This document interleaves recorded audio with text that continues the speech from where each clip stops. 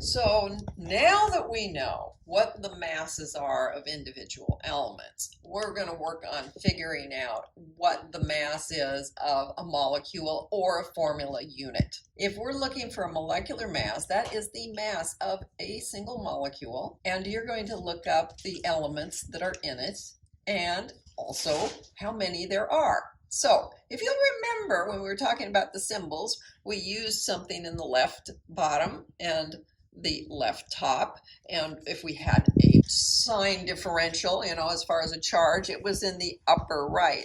The lower right is where we tell you how many of something there is. So when we look at something like ammonia, which is NH3, we can see that there is 1 nitrogen and 3 hydrogens. Then we go to the periodic table and we look up how much the single nitrogen weighs, and each of the 3 hydrogens. Multiply that by the fact that there were 3 of them, add it all together, and you can find out what its atomic mass units per molecule is. This, as it turns out, is also going to turn out to be the grams per mole, but we haven't introduced moles yet. So right now we're just saying it's the atomic mass units per molecule. Now, ionic compounds, we refer to it as a formula mass instead of a molecular mass, although most of the time you will find that we're very lax about continuing to state which is which and so on and so forth. But an ionic compound, because it's just a repeating pattern, what we end up doing is saying, what's the smallest repeating pattern? So that's what a formula unit is. Here we have calcium chloride. Turns out calcium chloride, the smallest repeating unit would be 1 calcium with 2 chlorines. So we'll go look up the atomic mass of the calcium, the atomic mass of the chlorine. Remember, there's 2 of them. Multiply it all together and we'll end up with the atomic mass units per formula unit. Guess what? Working with the actual number of particles is very inconvenient because that's happening at a very micro scale. We can't just throw that amount on a balance and weigh it. It's not going to happen. So we have a number called a mole that we use that will help satisfy us and bring it up to a macro scale that we can deal with. It's very similar to saying, hey, a dozen is the same as 12 items, but it's a much larger number. A mole is 6.022 times 10 to the 23rd particles. Oh my goodness. Well, that's a rather large number. That's Avogadro's number. A mole is Avogadro's number of atoms. So if you had 12 grams of carbon-12, carbon-12, same place where we started doing this atomic mass unit thing, right? Then you would have a mole of carbon. This exactly is a rather interesting phrase. But this is how we deal with converting between the microscopic and the macroscopic. The microscopic, you can talk about individual atoms, individual molecules, but we work in a macroscopic world and we have to weigh things, find out what the mass is. And so this is our stepping stone between them because we have to have enough to actually measure. So it turns out, hey, look at that. That's an equivalent statement. See the equal sign? So we can use it as a conversion factor, which means we can stack it either with the mole on top or the mole on the bottom. So here are the 2 possible conversion factors you could come up with. And you'll notice this one even has yet another sig fig on it. Most of the time you're only going to need 4. You won't need the 5th digit. So if you have a number of particles and you want a number of moles, you'll use the upper conversion factor. If you have a number of moles and you want a number of particles, you'll use the lower conversion factor. So just to emphasize that again, I have a star up here, 7 star. So I'm sitting here looking at a number of particles. And those could be atoms or they can be molecules, but it's a number of particles. And I want to go and turn it into a number of moles. What brings this together is Avogadro's number, which we use capital N and as a subscript capital A for Avogadro's number for the conversion. And if we want to go backwards, hey, it's the same thing. It's just how it is stacked up. This is your microscopic and this is your macroscopic. If we get it to where we know the number of moles, then we're going to end up with a number that is essentially big enough for us to start weighing, and so we can find out what the mass is on a balance. So what's so great about using moles? Well, instead of saying a formula mass or a molecular mass, we can go ahead and use the term molar mass. When we do that, then we're going to start talking about the number of grams per mole. It turns out that if you do this, you use Avogadro's number and turn things into moles, you find out that the mass in grams is the same as the mass of the individual atom or molecule in atomic mass units.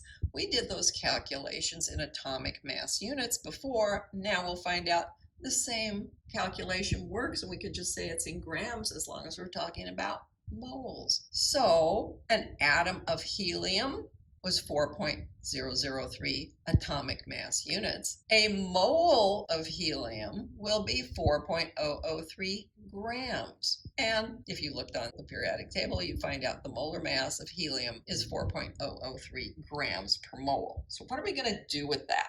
8 star is talking about carbon dioxide. If we are looking at that, we can analyze it as a single molecule that has 1 carbon atom and 2 oxygen atoms. I put a little dot in here so you know it's an oxygen and not a 0. If I go and look on the periodic table, I'm going to use a cheap periodic table that only has 2 sig figs past the decimal point. I would find 12.01 for the mass of the carbon, and then there's 2 of the oxygens, which is 16.00 for each of those. So I'm just going to be adding all that up, and I will get 44.01 atomic mass units when I'm talking about a molecule of carbon dioxide. However, if I have a mole of carbon dioxide, I can just go ahead and say, oh, that would be 44.01 grams. Typically, then what I say is that the molar mass of carbon dioxide is 44.01 grams per mole. How about another example? Calcium chloride.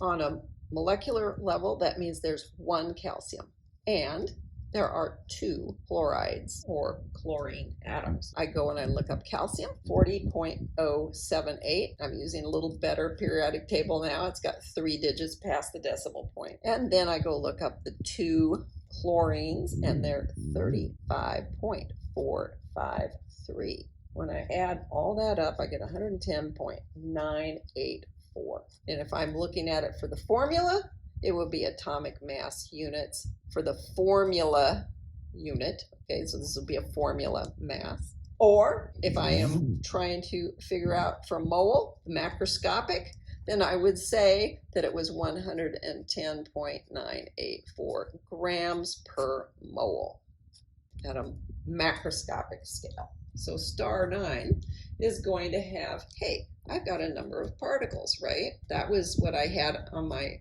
previous example, a number of particles. I can use Avogadro's number to switch into moles or the other direction, right? For moles, though, I now have, using the molar mass, which usually we will do mm for molar mass, I have a way of putting it into grams. So this was your microscopic, and you can use the concept of moles to convert it into not only macroscopic, but measurable. And when you're doing experiments, it needs to be something you can measure. We have another question. There's a star. How many moles of ammonia gas are present in 24.92 grams of ammonia? Well, what's ammonia, first of all? The formula for ammonia is NH3. What are they asking for? They're asking for a number of moles, and they're giving us a number of grams. Okay, so they're starting back here in grams, and they want to move back to moles. In order to do that, we're going to need to know the molar mass. Well, now that I know the formula, I can go figure out what the molar mass is. I've got the 1 nitrogen, and I've got the 3 hydrogens. I will go look those up. The nitrogen is 14.007, And then there's the 3 hydrogens, 1.0079 according to our periodic table. And when we get all done doing this, we're going to have to be a little careful because you see this has 4 digits past the decimal point. This only has 3. So you want to go ahead and do the work and round it back.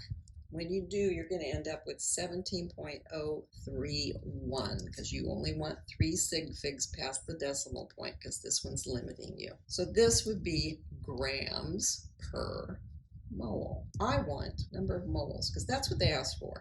How many moles are present in? I'll write down the 24.92 grams of ammonia. So you see I have grams, but I want moles. I have grams, but I want moles. I need to use the molar mass. I'm not going to use it in this order though, because that would end up messing it up. I need to flip it upside down. This conversion factor is the wrong way around. I need to have it this way. Okay, so 1 mole would be the 17.031 grams. And then you see the grams will cancel. Run that through my calculator and I get 1.463 moles. Now, why is this 4 total digits? Because this was 4 digits. This had 5, ended up though that the limiting thing was right here. So I had to make it just 4 digits, but that answers the question. Now, if we look at this page, you see there's a lot more space on it. We go through the same process just again. We see a move from grams to moles, and that will use molar mass in order to accomplish it. Got to go figure out the molar mass of ammonia, which means first of all, you got to find its formula and then do the calculation, which we did. So here it is, again, doing the calculation. You could just say it as an equivalent statement that 1 mole of ammonia will weigh 17.031 grams. We have more than 17 grams, we have 24, so we expect the answer to be greater than a mole, but not 2 moles because that would be 17 times 2 would be 34, so it's between 1 and 2 moles. And so when we look back at our answer on the paper, we see that it is indeed between 1 and 2 moles, and we had taken our equivalent statement and put it so the moles were on top because we were trying to get moles. We already had grams and we needed to cancel out grams, so the grams needed to be on the bottom when we changed that equivalent statement into a conversion factor.